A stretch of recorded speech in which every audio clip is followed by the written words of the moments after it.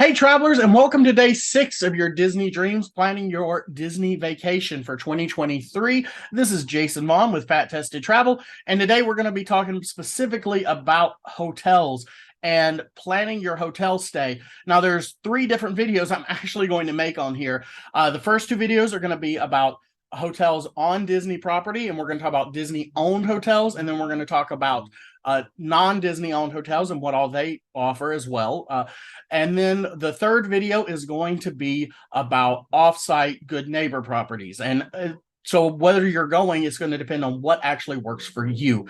But today we're going to talk about the main properties that people see when they're talking about planning at staying at a Disney resort. So we're going to start with value properties. What's a value property? Obviously, these are the cheapest properties for the budget traveler that you're going to be able to stay at. Let's go through some of them. Let's start with the value hotels. These are going to be your budget travel hotels that you can stay at Disney World on the property. And typically, these are going to be your lower level hotels. There's not a lot of dining options that you're going to find. Specifically, I believe most of these just have some sort of cafeteria style dining that you can get and not much else. Now, the first few we're going to talk about are the what are they called? The All-Star hotels. There's 3 All-Star hotels. There's the Camping Ground, and then there's 2 others that I'll talk about. But the first one is themed after movies. As you can see here, this is the Toy Story area, but the All-Star Movies is going to be one of your options. Then there's All-Star Music, and this is where all the different music things that you can see. This is the Fantasmic area with the giant pool area. Usually these hotels will have a very large pool area, and usually only really 1 or 2. And it's not going to be like a quiet area. You're just going to have the one massive area, or maybe 2 or 3, 2 on there. This is the Art of Animation. Now, Art of Animation and Pop Century are the 2 value hotels that I would personally recommend the most, because they're also at the end of the Skyliner. And you can take that and easily get to Epcot, and you can easily get to Hollywood Studios on the Skyliner. That way you're not just dependent on the bus. Now, all the hotels will have a bus that you can take, but that's just not a great way to get around it sometimes, because it can take a lot longer to do that, especially if you're going first thing in the morning. You might have to wait several buses to get there if you are trying to rope drop. Then we have, actually, this is the campground. This is the Fort Wilderness Campground, where you can bring an RV or actually camp out on Disney property. But they do have their own pool, and it's wilderness themed. I think this is one of the earliest areas they actually created in Disney World. And then finally, the Pop Century Hotel.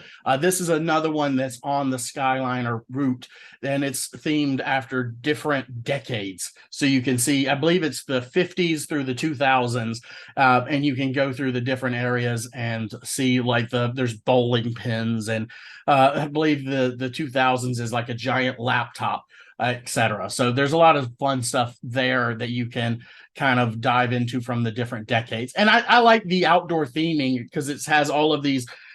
This and Art of Animation have just giant sculptures you can see from the movies, and I think that's really fun to look at. So it's a lot of great outdoor theming at this. And again, theming is one of the main things you want to do when you stay at a Disney World resort.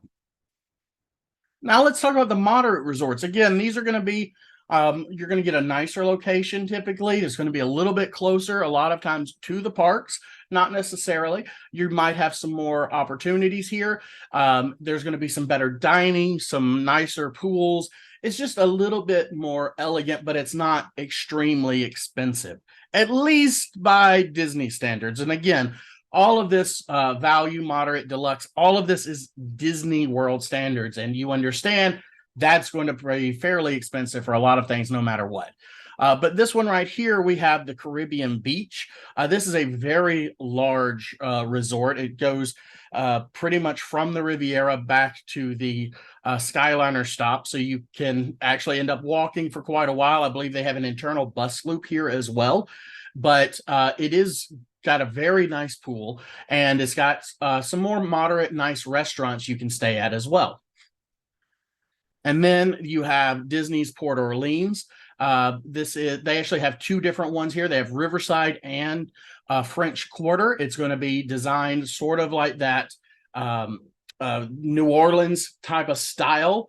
And I've actually heard, I believe these are the only places on Disney World property you can get Mickey beignets as well. But again, you're going to have some nice hotels. It's going to be a little bit of quieter space, that sort of thing. This is now the Fort Wilderness Cabins. You're not bringing your own RV. This is where you actually can rent one of the cabins and stay there on the campgrounds. And the Coronado Springs, specifically the Gran Destino Tower at Coronado Springs, is considered a moderate resort. And this is one that I've heard a lot of people make recommendations for if you were staying in the tower there. A lot of people love this one. It's a quiet resort, but it has a lot of great amenities. And finally, we're going to talk about the deluxe resorts. Now, the deluxe resorts are where you're really going to get a lot more opportunity. For all the hotels, if you were staying on property, you're going to get about 30 extra minutes. Used to be an hour. Now it's 30 minutes early access to the park. Usually that means you can get an extra busy ride in the morning. For me, the one time I've only used this, I don't stay on property. We're going to go onto offsite property later. And the reason I use those, but the one time I did stay at a deluxe resort and was able to stay and get the 30 minutes early, I did not use it for a ride. This was actually the time, if you remember, when the buckets for Figment popcorn buckets came out and the lines were like 8 hours long. I actually went and got in that line, had to wait, I believe it was like 10 to 15 minutes, and got my bucket while everybody else was waiting hours. So that was actually how I used my early access. But with deluxe hotels, you're actually going to get 2 hours extra in the parks on certain days. Typically, I believe that means Monday at Magic Kingdom and Wednesday at Epcot. You'll want to check to make sure, and you're planning on that. Now, when I did this, again, I was so tired that I didn't actually end up using the extra hours.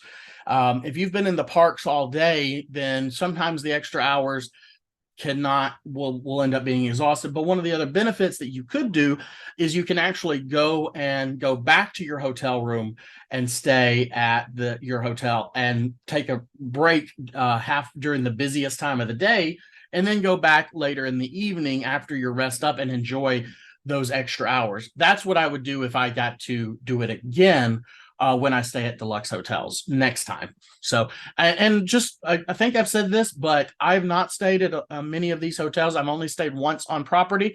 So I am not an expert on everything. I've tried to visit a lot of them to do some videos. I actually did all of the videos for Christmas around the loop, the monorail loop. You can go see that video. And I also did the Skyliner hotels as well. Obviously, if you stay at those hotels, that's going to be your biggest bang for your buck for getting for actually having your getting around. It makes it a little bit easier, at least to one or two of the parks.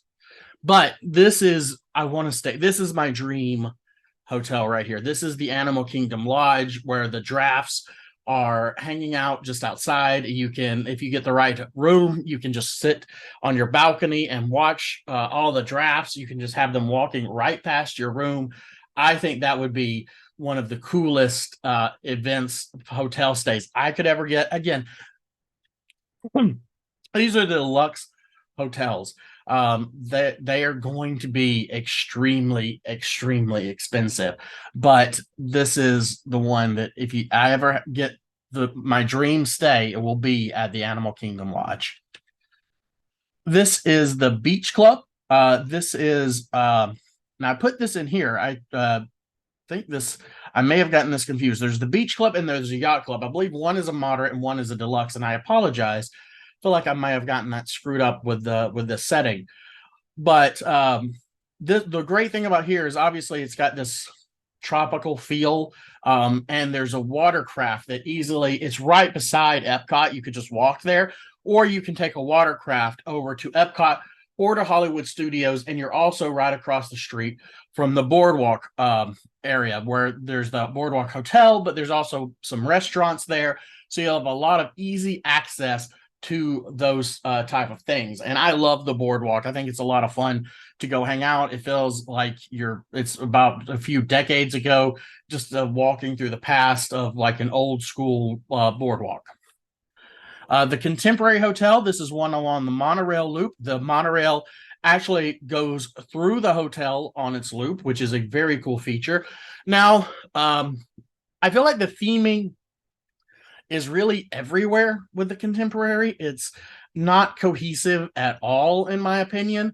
They do have some pretty nice. They have a very nice restaurant. What I believe Steakhouse 71 is there, and then they have Chef Mickey's, which is a character dining that some people love, some people hate.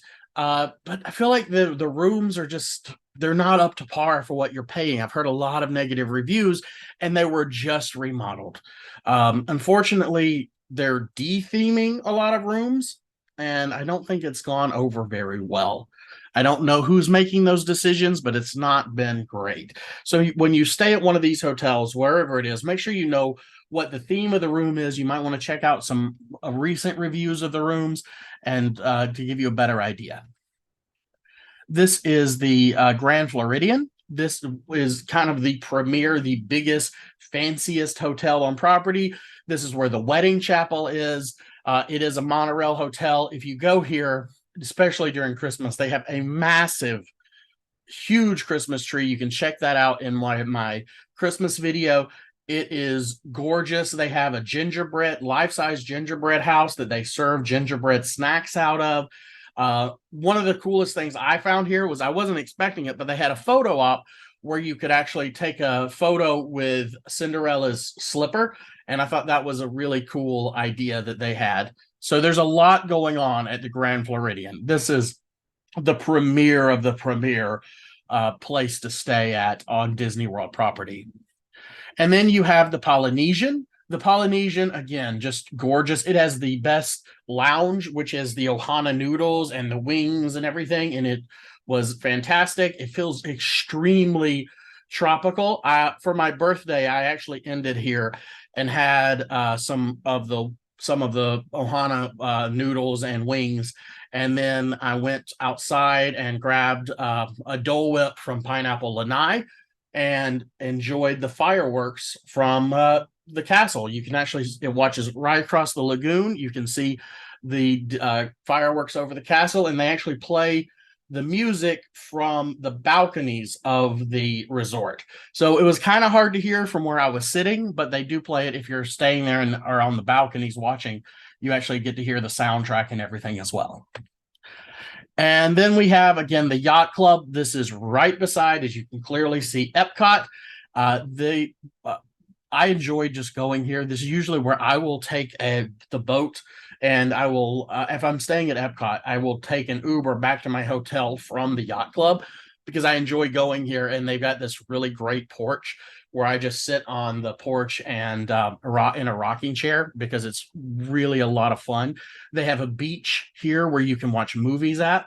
And they also have a really cool pool area. I believe it's like a sand pool. I've not been in it, but I believe it's like a sand bottom pool. And a lot of wonderful restaurants and bars. I've had some great drinks here as well. Now, there's a lot of other hotels that were not on this list. They were not listed as these primary hotels.